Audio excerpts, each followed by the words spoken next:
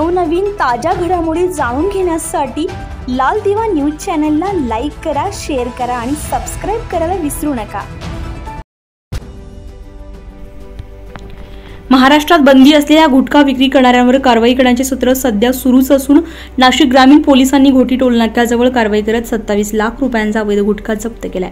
या प्रकरणी दोघांना अटक करण्यात आली आहे। 5 ऑक्टोबर 2024 रोजी पहाटे मुंबई आग्रा महामार्गावरून मुंबईकडे जाणाऱ्या एका ट्रकमधून गुटख्याची तस्करी होत असल्याची माहिती पोलिसांना मिळाली होती।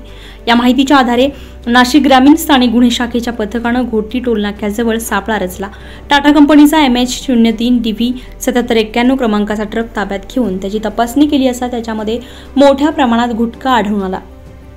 ट्रकमधून 7,50,920 रुपये किमतीचा वाराणसी आशिक आणि शुद्ध प्लस सिल्वर हा सुगंधित गुटखा जप्त करण्यात आला असून ट्रकची किंमत 20 लाख रुपये असून अटक करण्यात आलेल्या आरोपींची नावे अली हसन गुलाम हसन वय वर्ष 25 राहणार बनिया खुर्द तालुका वासी जिल्हा सिद्धार्थनगर उत्तर प्रदेश, मेहताब इब्रार अली वय वर्ष 22 राहणार हरैया तालुका वासी जिल्हा सिद्धार्थनगर उत्तर प्रदेश अशी आहेत। या प्रकरणी घोटी पोलीस ठाण्यामध्ये गुन्हा दाखल करण्यात आला असून पुढील तपास सुरू आहे।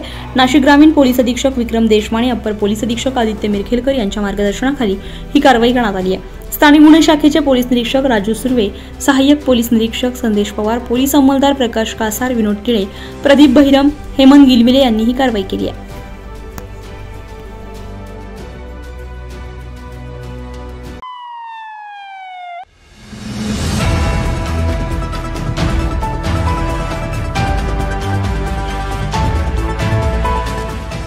नवनवीन ताज्या घडामोडी जाणून घेण्यासाठी लाल दिवा न्यूज चॅनलला लाईक करा, शेअर करा आणि सबस्क्राइब करायला विसरू नका।